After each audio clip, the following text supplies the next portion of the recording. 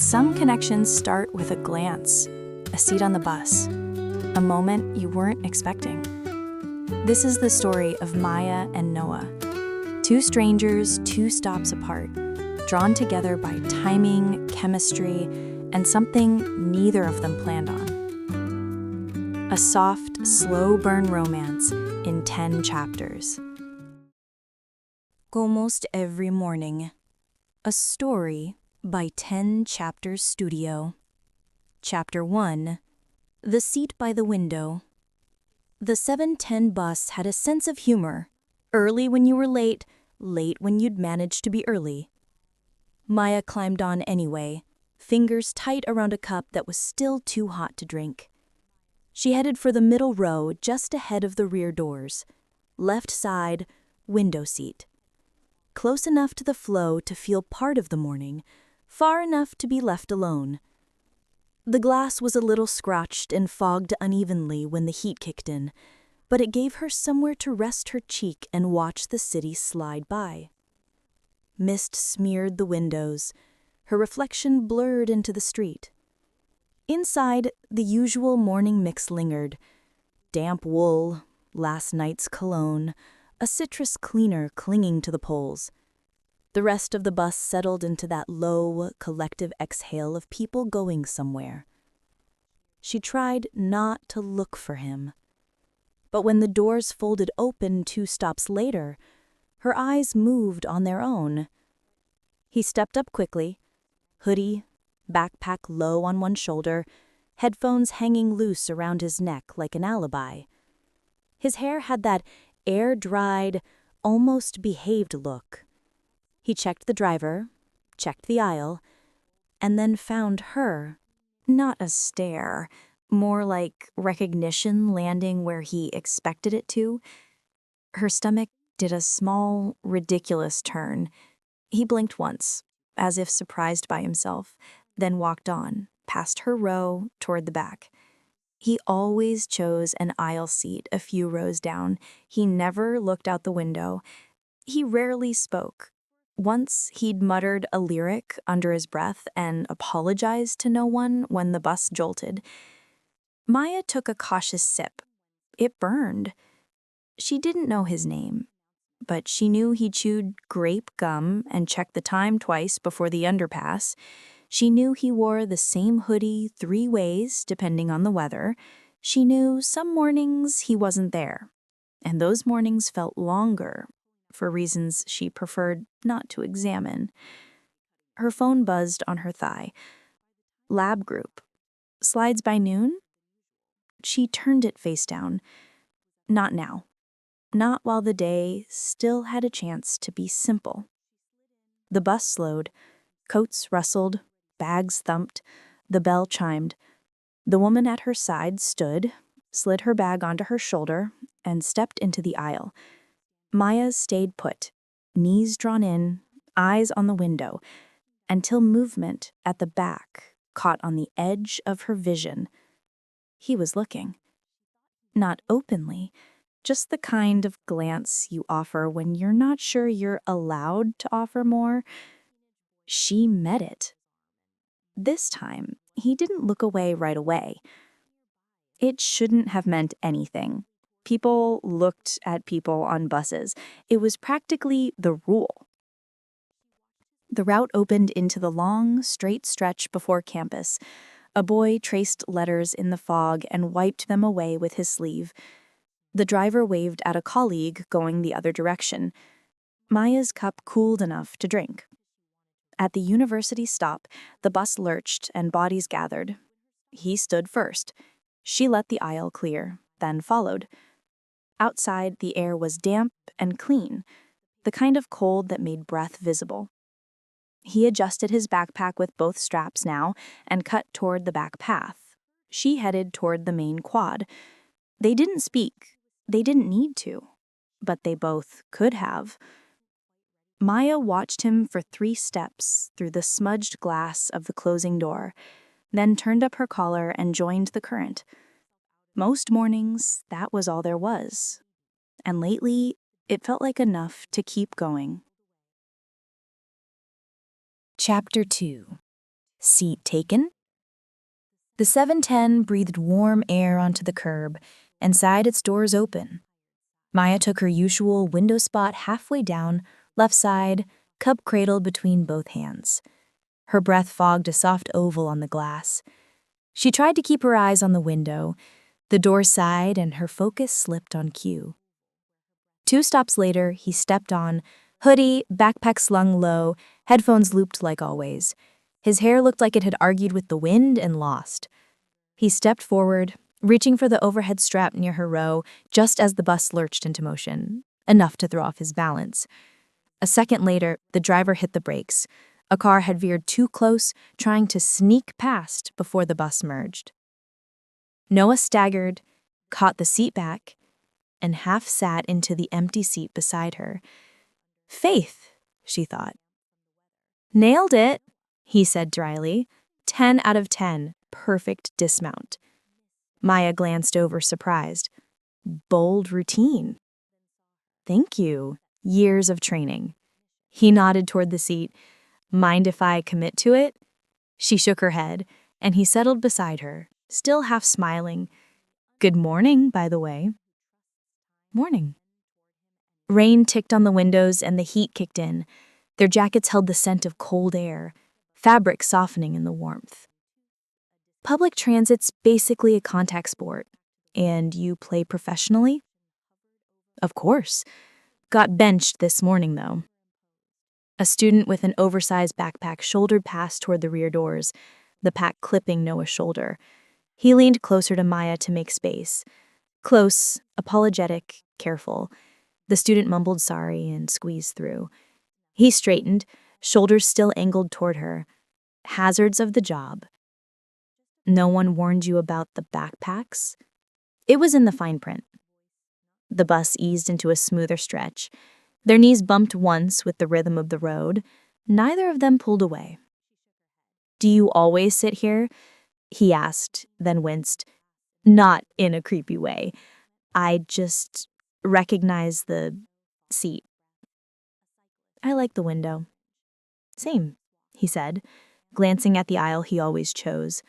And yet, a faint stripe of sun leaked out from behind the clouds and skated over their knees. She angled her wrist to patch it.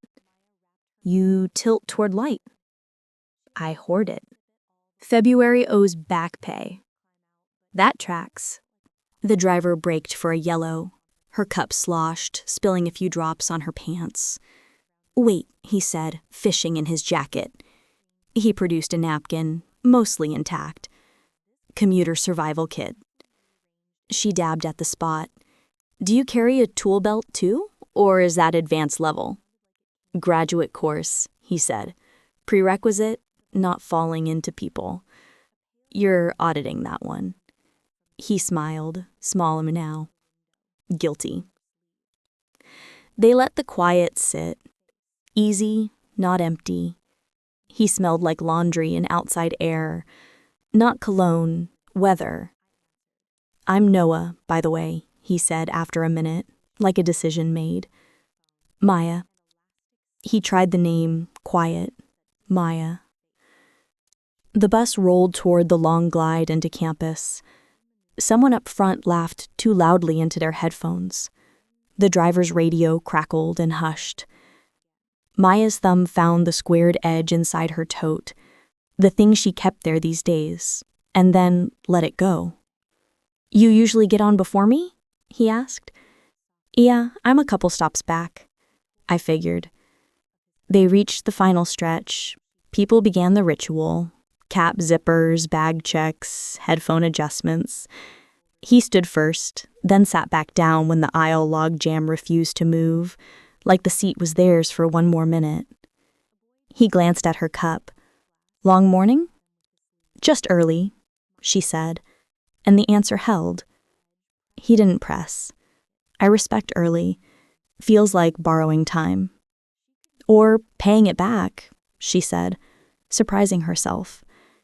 He looked at her then, not long, but long enough for something steady to pass between them. The bus sighed to their stop. They rose in the same motion and were briefly closer than the bus etiquette manual would recommend. Outside, the cold lifted their breath like small flags. At the corner where their paths split, they slowed.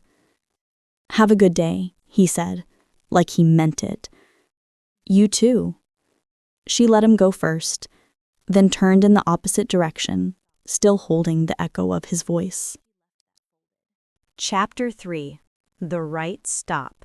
The rest of the week rearranged itself around a small ache of hope. Maya still woke early, still packed the same peanut butter sandwich in the same reused container, still passed the newspaper vendor who wore 3 scarves and sold none. But now, as she stepped onto the 710, her stomach flipped in a way that had nothing to do with caffeine. Most mornings, he was there, sometimes already waiting as the bus approached his stop, hoodie down, hands in his pockets. Other times the stop was empty. The space he usually filled, just missing. Once the bus pulled away just as he reached the curb. She caught him in the mirror, running, waving, and then slowing in a breathless, grinning defeat. He spotted her through the window just before the turn. She raised her cup in a small toast. He pressed his hand to his chest in mock injury and laughed, already losing ground. The next day, he made it. "Caught it this time," he said, sliding into the seat beside her. "Impressive comeback," I replied. Once, he hesitated just long enough for an elderly woman to reach the seat beside Maya. He stepped back without a word, letting her take it. Then he stood nearby, hand curled around the rail above Maya's shoulder. He gave me a small, sideways smile, quiet and knowing, before looking away. Our eyes didn't meet again, but she still felt his presence settle beside her like a held breath. Friday morning, the bus was fuller than usual, and he slipped into the seat beside her just before someone else could. The city moved by in soft grays. They didn't say much. They never did. But the silence didn't feel like avoidance anymore. It felt like understanding. Her phone buzzed in her coat pocket. "Dad, she's awake. If you're coming by, mint tea. Dr. Patel's already been." Maya turned the screen face down and wrapped her hands around the cup she hadn't touched. As the bus curved toward Queen, she shifted slightly in her seat, adjusted the strap on her tote, glanced toward the front, then she reached up and pulled the cord. The bell chimed softly. Noah looked over. "You getting off here? Skipping class?" "Postponing it. For hydration." He gave me a skeptical look. "Hydration? Must be a special place if you get off this early for it." "It is," I said with a small smile. "They serve tea with real flower petals. It's so good, I even hang out there on weekends." "Sounds dangerous." "I walk the edge." I stood, glancing at my watch like it had just betrayed her, then tossed him a quick grin over her shoulder as she stepped into the aisle. "If I show up late, my tea dealer revokes my membership." "Harsh," he said, still smiling. "Have a good day, Noah." "You too, Maya." He watched her step off the bus, ponytail swinging, jacket caught by the breeze. Damn, he thought. I was just about to ask what you're doing this weekend. The air outside was cool and damp. She crossed the street to the little tea place, mismatched chairs, paint-chipped tables, the bell above the door ringing once as she stepped in. The barista already knew her usual. "2 mint tea," she said, "with paddles." "To go?" Maya nodded. What she'd said on the bus wasn't exactly a lie, just not the whole truth. She left with both cups in hand and turned toward the hospital. In room 418, her mom was awake and watching the Weather Channel on mute. One hand loosely curled, ivy line taped to her wrist. Maya set the tea down on the tray. "Your dealer delivers," she said. Her mom smiled, then took the cup with slow fingers. Chapter 4. Almost. Monday's sky looked like someone had forgotten to turn the light on. Clouded, blue-gray, too early.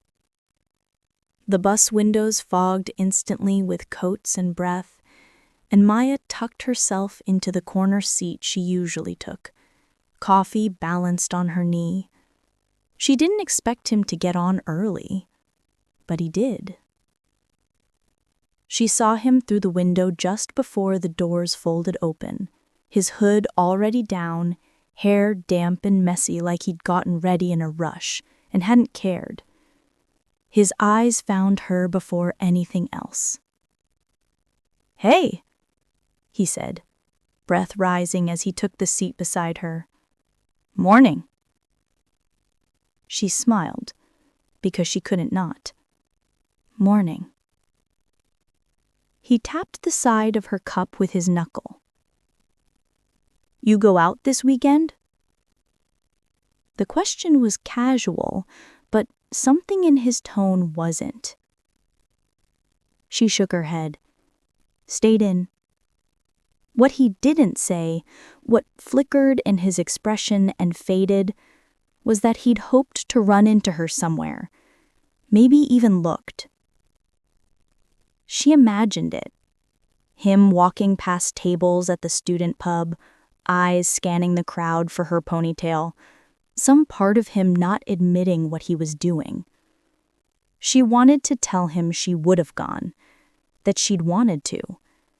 But how do you explain sitting in a plastic hospital chair for 9 hours watching someone sleep? That your phone battery died in your palm while you Googled worst-case side effects and cried in the family restroom because there was nowhere else to go? She looked out the window, watching mist rise off the pavement. There were things she could say about how her friends had started pulling back, one unread message at a time, how she'd learned that most people wanted fun, not fear, and how hard it was to be the one whose stories made everyone uncomfortable. But she didn't say any of it. She rarely did.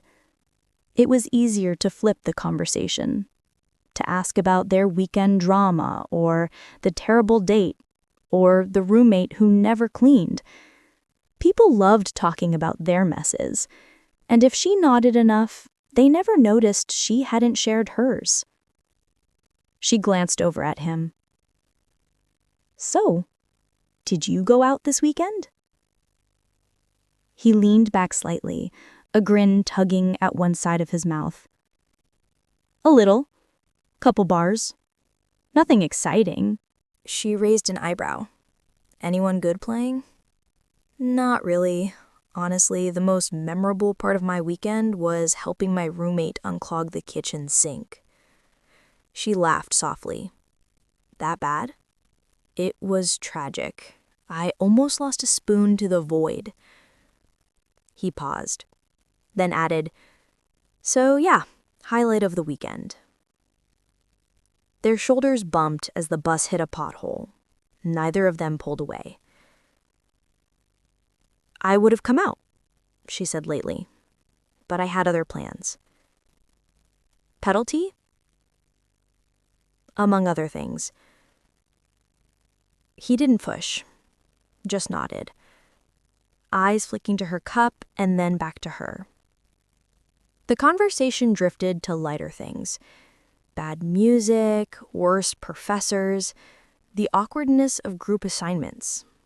She found herself laughing once, really laughing, and caught the way his eyes lit up when she did. And maybe that's what made it different from talking with anyone else.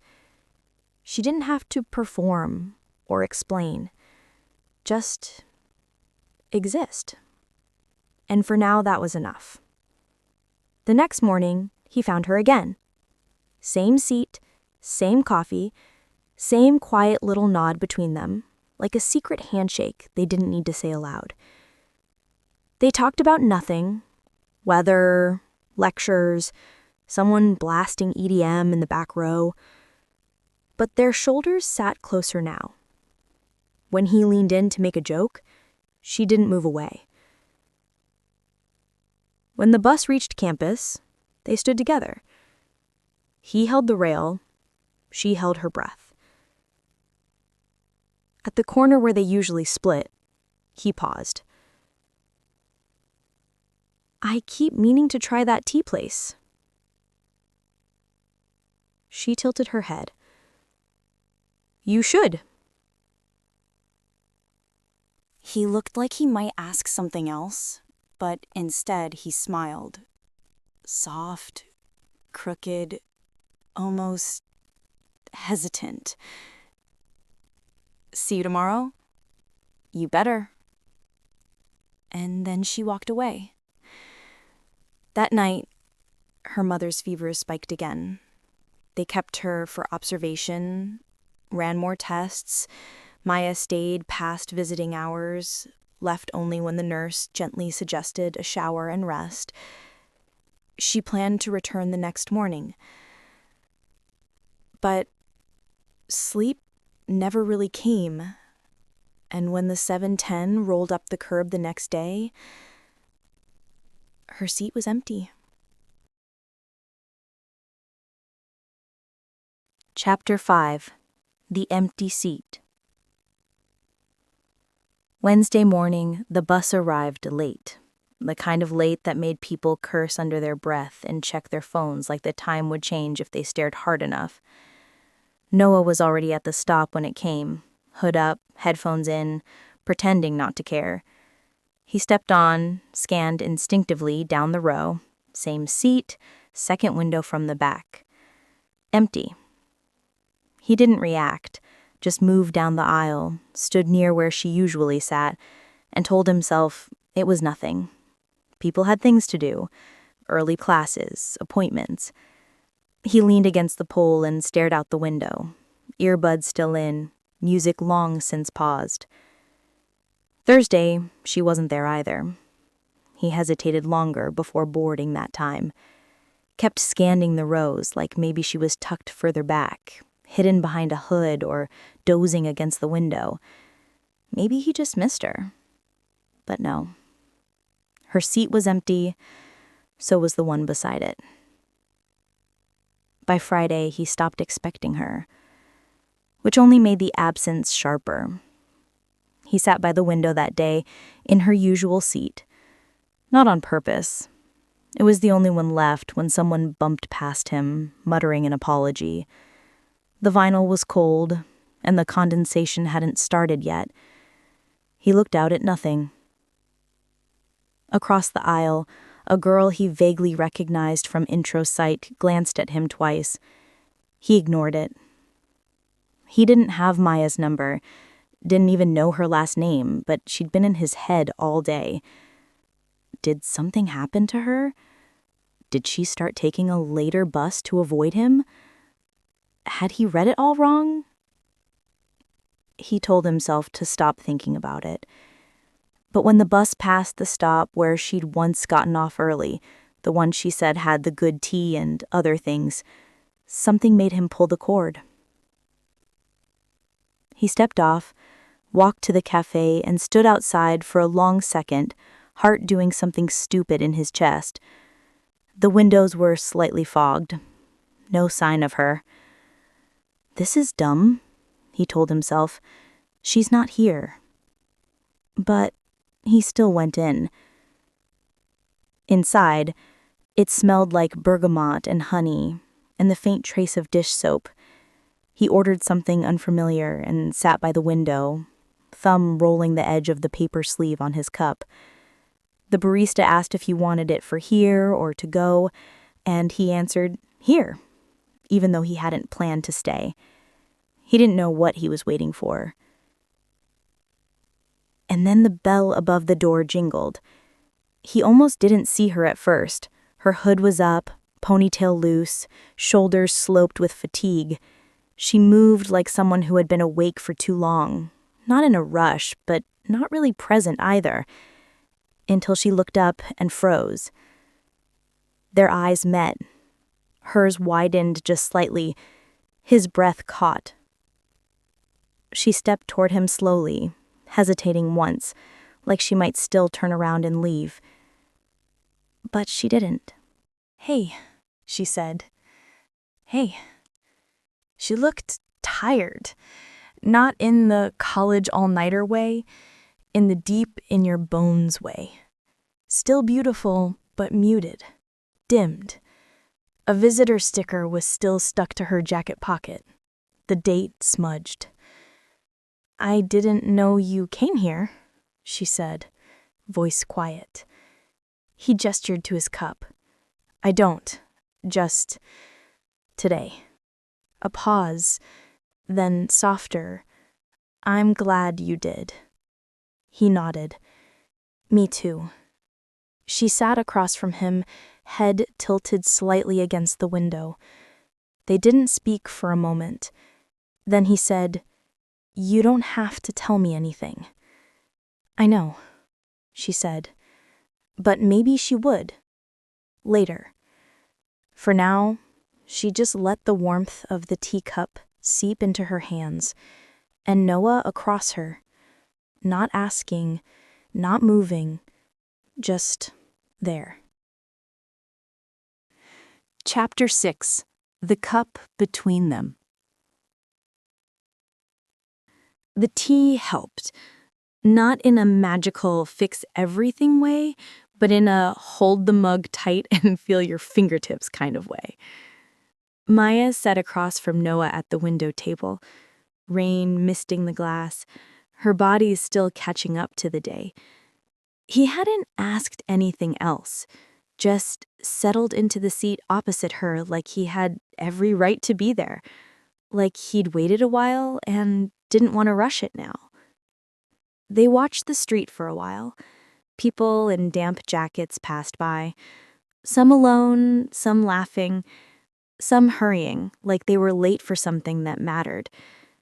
Inside, the clink of dishes and the hum of an espresso machine made everything feel oddly normal.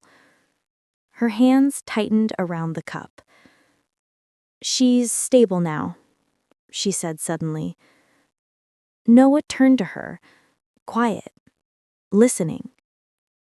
She didn't look at him, just stared at the steam rising off her tea like it might hold a better version of this moment. My mom, I mean, she had a bad week. It's been a lot of in and out. She waited for the awkward pause, the polite nod, the quick subject change she'd grown used to. But Noah just nodded slowly. Thanks for telling me. That was it. No gasps, no I'm so sorry, no tilt of the head or furrowed brow. Just quiet acceptance. Maya exhaled, a little longer than she realized she'd been holding it. She hates the food there. I sneak her granola bars and cut up fruit. Last week, I brought her this overpriced smoothie and she said it tasted like soap. Noah laughed softly. That sounds like something my grandma would say. She called the IV stand her dance partner, told the nurse they'd been dating too long. Now he was smiling fully, not pitying, just there. I like her already, he said. She's difficult, but she's funny. She sounds like you. Maya glanced at him sideways. You barely know me. I've met your sarcasm. It's consistent. She huffed a laugh, then got quiet again. But it wasn't the heavy kind, just full. After a long pause, Noah asked, Do you want to talk about something else? Maybe. Something stupid? Yes, please. He leaned forward, elbows on the table. Okay, worst group project you've ever been in. Go. She blinked. God, psych first year? This guy showed up drunk to our presentation and called Maslow's hierarchy the triangle of trauma. Noah grinned. I'm already impressed. Someone filmed it. I think it's still on YouTube. Send it to me immediately. I will not. They traded stories until their mugs emptied, and the awkwardness wore off completely. Her smiles stayed longer. His glances lingered. Eventually, Maya stood. I should go. Visiting hours are soon over. He nodded, stood too. You want me to walk you? She hesitated, not because she didn't want him to, but because she did. It's okay. It's close. He nodded again, slower this time. Would you want to meet up tomorrow? She tilted her head. Like here? He shrugged. Or somewhere else. I don't know, lunch, maybe. Or something mildly fun and questionably therapeutic like mini golf. She gave a soft laugh. You think I need cheering up? I think you deserve it, he said simply. She hesitated, then nodded. Lunch sounds good. His mouth lifted at one corner. Cool. I'll text you. Oh, wait, I don't have your number. She pulled a napkin from the table and scribbled it down, sliding it across to him. Don't make me regret that. He held it like it meant something. I won't. She turned toward the door, then paused and looked back. Thanks for not making it weird. Noah's voice was soft. Thanks for showing up. Chapter 7. Table for Two. The restaurant was nothing fancy, just a small place tucked between a used bookstore and a dry cleaner, the kind of spot that smelled like garlic and warm bread and had mismatched mugs for coffee refills. Maya arrived 5 minutes early, then waited outside the door like she wasn't sure she belonged there. She hadn't worn anything special, jeans, sweater, jacket, but she still kept tugging at the hem of her sleeve like it might smooth her nerves. Noah showed up right on time, looking like he hadn't even tried. Hoodie under a denim jacket, hair doing whatever it wanted. He smiled when he saw her, and it hit with surprising force how easy it was for her to feel better just because he had. I almost thought you'd bail, he said as they stepped inside.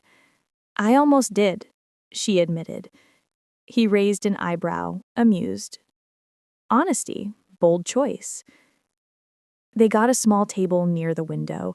The server brought water, menus, and told them the soup of the day in a tone that implied they should order something else. Maya ordered soup anyway. Noah ordered pancakes. Don't judge me. I wasn't. Yet. They eased into conversation, slower than before, but steadier. She asked about his music tastes. He had questionable opinions on 90s pop. He asked about her classes. She gave a dramatic summary of her group project nightmare. Somewhere between laughing at his impression of a terrible prof and her explaining how she used to want to be a paleontologist at age 6, the tension slid off her shoulders like a coat she didn't realize she was wearing. You seem more relaxed today, he said, halfway through his pancakes. That's because this place doesn't beep every 7 seconds. He sobered slightly, watching her. How's your mom? She's still in, but better, I think. That's good. It is. They didn't talk about it more than that. And she appreciated it, how he let it exist without making it the whole conversation. That had become a rare skill. After they ate, he asked if she wanted to walk a bit. She said yes, mostly because she didn't want to say no. The afternoon was cool, but not cold. The sidewalks still held puddles from the morning rain, and the wind kept pushing hair across her face. You always walk with your hands in your pockets? She asked as they turned a corner. I do now, he grinned. Why? Just wondering if it's a style choice or emotional armor. He paused. Can't it be both? She laughed. That's fair. They passed a park. Empty swings, a squirrel on a mission, someone walking a dog in a yellow raincoat. He didn't try to hold her hand. She didn't offer. But there was a moment, the kind where you either say something or you carry it with you the rest of the day. "I'm really glad you came," he said. She met his eyes. "Me too." He hesitated. "Can I see you again?" She smiled. "Are you still taking the 7:10?" His breath came out as a quiet laugh. "Every time I can." "Then you will." And with that, she turned and crossed the street, her reflection fading in the shop windows one by one. Noah watched her go, hands still in his pockets. Armor.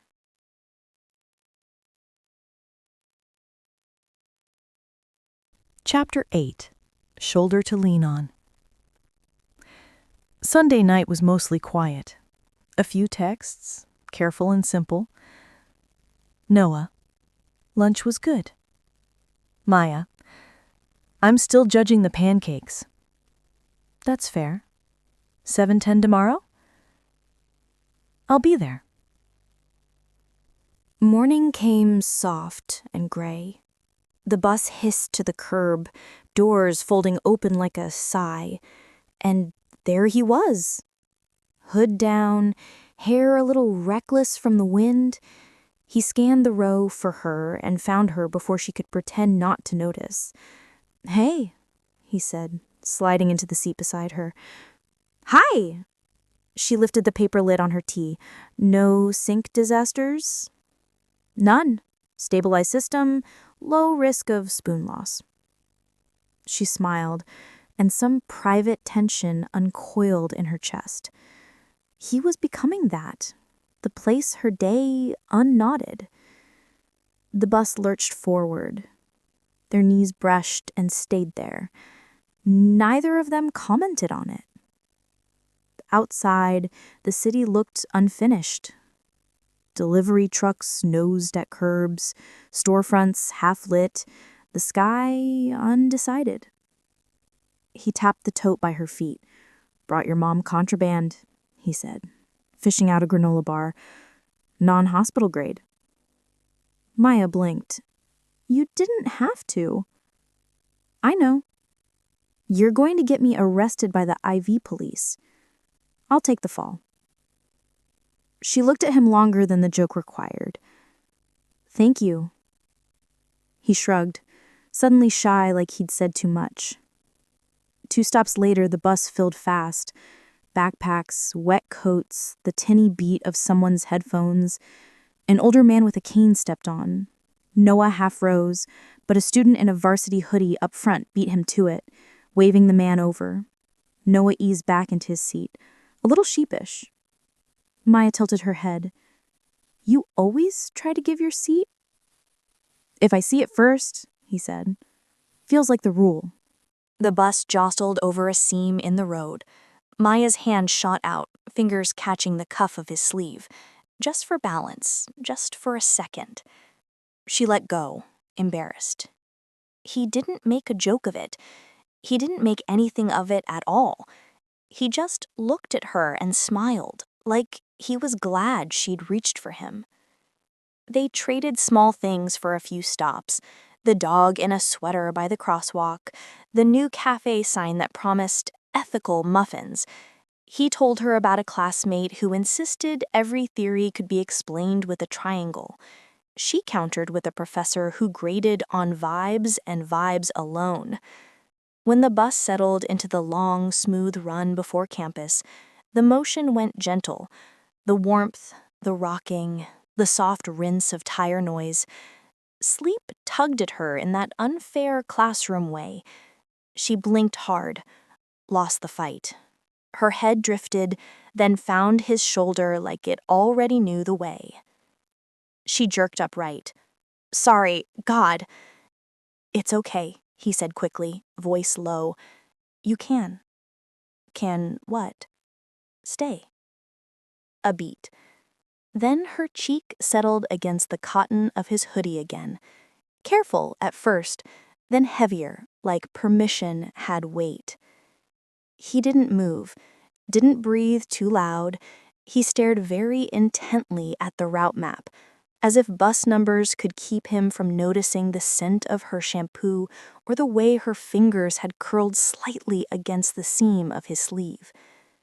She didn't really sleep, but she rested in a way she hadn't in weeks. When the bus slowed at campus, he cleared his throat. "Your stop," he said softly. "Right."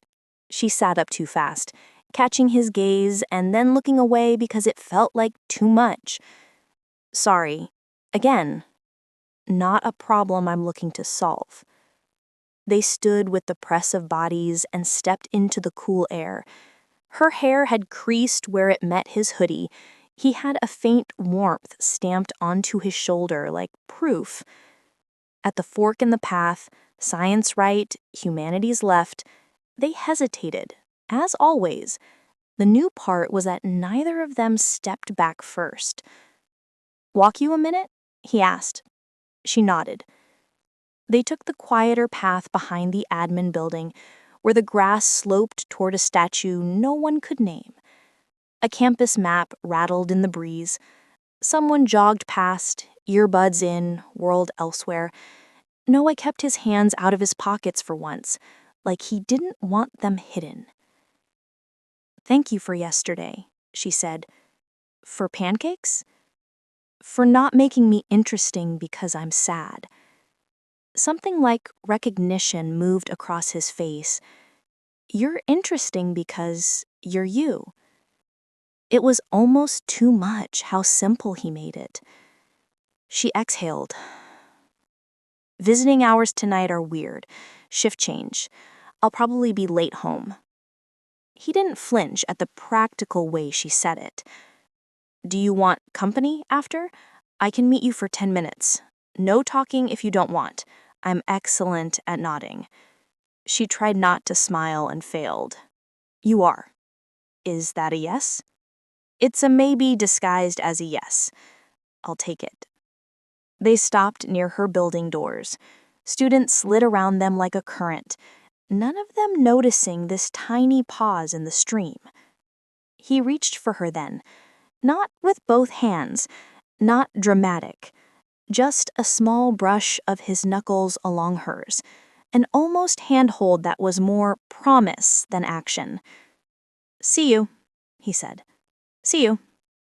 She watched him walk away, then looked down at the granola bar in her hand. Hospital contraband. Small, unglamorous, perfect. By the time she reached the elevator, she had already decided, after visiting hours, she'd text him. Not because she needed saving, because she wanted him there when the corridors went quiet and the day finally told the truth. On the ride up, she caught her reflection in the brushed metal. Tired, yes, but also something else she hadn't seen in a while. Lit from the inside.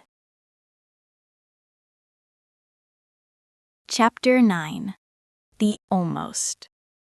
The corridors were quieter after 8. Alarms still blinked, carts still rattled, a printer somewhere insisted on finishing its job. But the voices softened, doors clicked shut, and the fluorescent hum felt a little less sharp, like the hospital had finally remembered to breathe. Maya slipped out past the nurse's station, waved goodnight to the desk, and texted on the elevator down. Maya. Shift change just ended. Are you close? Noah. Out front. I brought weather. He was waiting under the overhang by the revolving door, hands tucked in his jacket, steam curling from his breath. The rain had thinned to a mist that turned everything, streetlights, puddles, the metal bench, soft around the edges. He straightened when he saw her. "Hey," he said. "Hey." They didn't hug. They didn't need to. Something loosened in her shoulders anyway. "Walk?" he asked. She nodded, and they started down the block toward the small garden that looked different at night. Low lights on the path, shrubs beaded with water, a stone bench still damp from the earlier rain. They sat, not quite close enough to touch, knees angled toward each other, the hospital windows glowing behind them like a quiet city. "How is she?" Maya said. "Better today. Less pain." She made fun of the TV doctor for using the wrong syringe. He grinned. "Your mom sounds ruthless." "She is. She told my ponytail made me look like a tired horse." Ouch. In her defense, accurate. They watched a delivery truck back up to the loading dock, the slow beep, beep, beep folded into the night. Somewhere, a bus sighed at a stoplight. A couple cut across the sidewalk holding hands, their laughter carrying for a moment and then falling away. "I don't like being this person," Maya said finally. "What person?" "The heavy one." He didn't jump in. He didn't tell her she wasn't. He didn't run to the bright side and drag her there. He just waited. "I keep thinking if I talk about it, people will look at me like a problem to manage, so I make lists and bring snacks and pretend I'm fine. If you carry it on your own, it feels contained, safe for everyone else." Noah's voice was soft, "But not safe for you." She let out a breath that wasn't quite a laugh. "I don't know what safe looks like anymore." They sat with that. A paramedic pushed a gurney through the sliding doors. A nurse in pink sneakers jogged after him. The mist had gathered in her hair, tiny pearls along the flyaways. "Do you ever think," he said slowly, "that some things are heavy because they matter, not because you're doing it wrong?" Maya looked at him then. Really looked. "You're not scared off." "Should I be?" "I don't know," she said honestly. "Most people are." "I'm not most people," he said, then winced like he heard how that sounded. "I mean, I don't want to be. With you." Something tightened low in her chest and then let go. Today, I watched a woman in the waiting room cry because she forgot her phone charger. Not because of the phone, because it felt like proof she wasn't strong enough. It's ridiculous, but I understood. The small things get so loud. He nodded. "My roommate cried over a taco once." She blinked. "Tragic." "It was," he said gravely. "Cheese on the outside. The point is, I get the small stuff going big. Different scale, same brain." Her mouth curved, involuntary. "You're impossible. I'm strategically foolish." Silence settled again. Not empty. Restful. Noah rubbed his hands together once, then stilled them on his knees. "Can I say something I've been trying not to say?" "You can try." "I like being the person you text. Even if it's just, I'm tired, or the soup is terrible, or nothing, just a period. I like being the person who shows up." The words arrived like a blanket. Unexpected. A little awkward. Warm. "I like that you are," she said. It felt too small for what she meant, but it was all she had without cracking open. He turned slightly toward her, and she mirrored the motion. They were closer now, and the bench was old stone, the kind that gathered the day's warmth and let it off slow. He reached up like he was about to tuck a strand of hair behind her ear, then thought better of it. Fingers hovering and falling. Is this okay? What is? This, he said, and didn't touch her at all. Maya swallowed. Something in her tilted forward. I think so. He leaned in a fraction, testing the air. The night offered them privacy.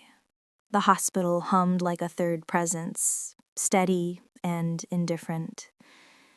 His breath touched her mouth, warm from the cold. She closed her eyes, and a siren flared to life across the street, unapologetic, necessary. They both flinched, breath breaking, the moment startled from its landing. He sat back, apology written across his face. Sorry. It's not your fault, she said, and found herself smiling. Public romance is apparently not our genre. Tragic, he agreed.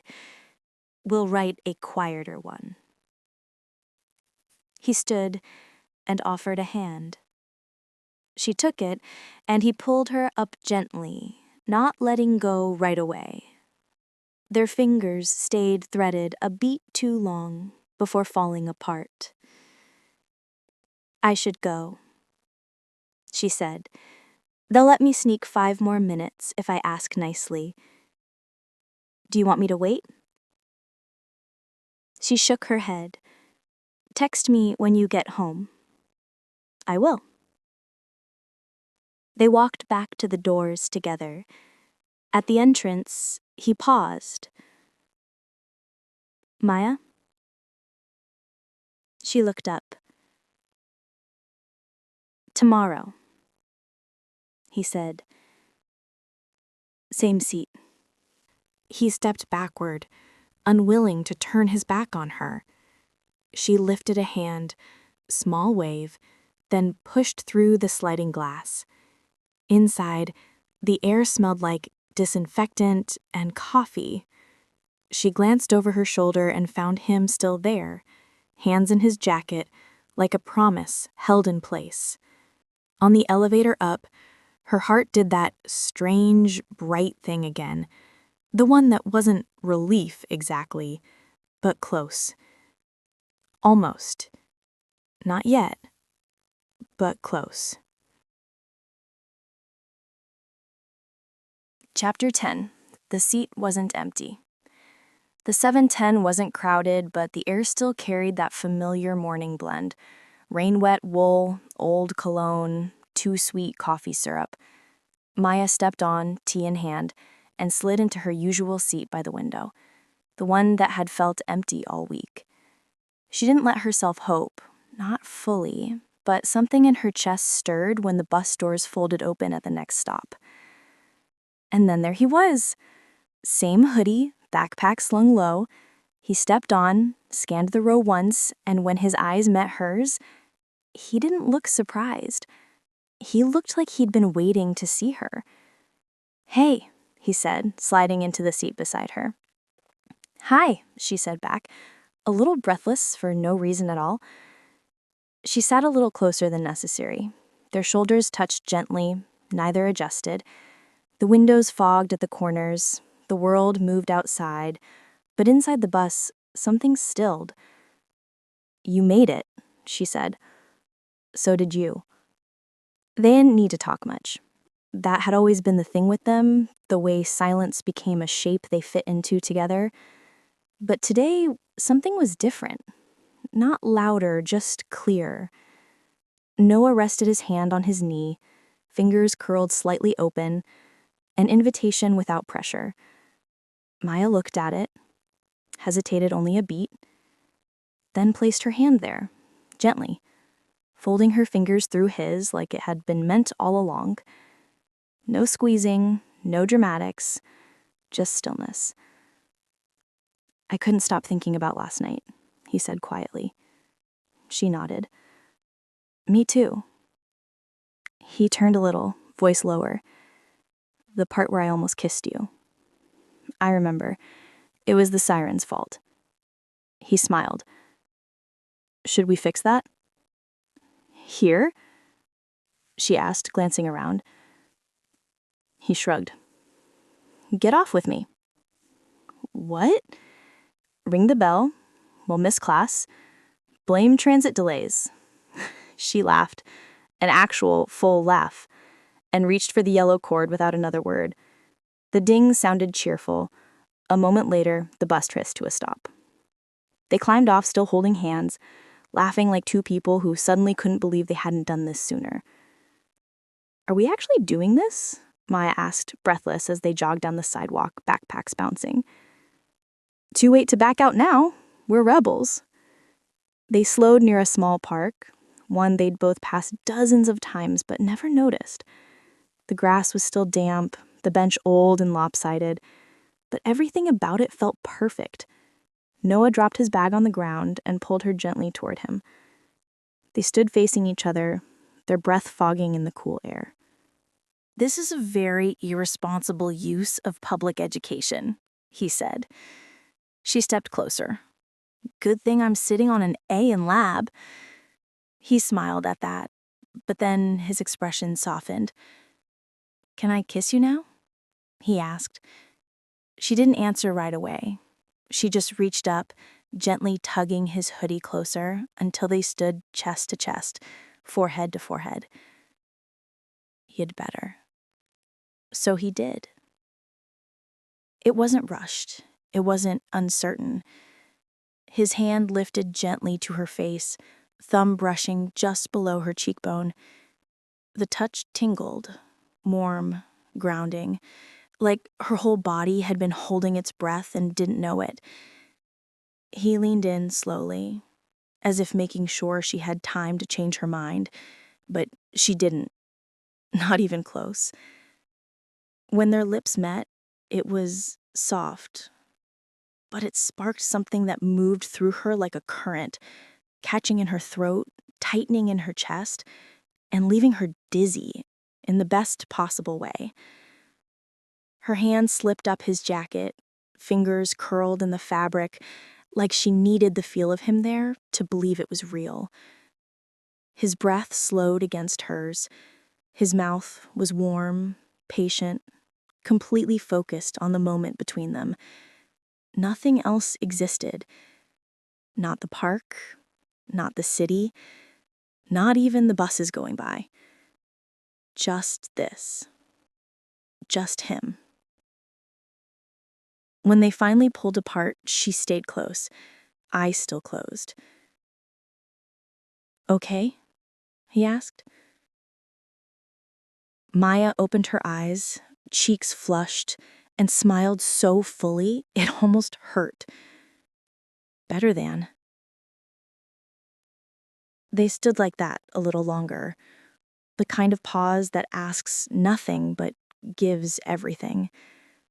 In that moment, Maya didn't think about the hospital or the waiting rooms or the what-ifs. She just thought about this, about how far a bus ride could carry you if you let it. And for the first time in a long time, she felt something settle. She knew she'd be okay, because he was beside her now, and he wasn't going anywhere. And that's the end of the story. If you enjoyed it, please subscribe for more.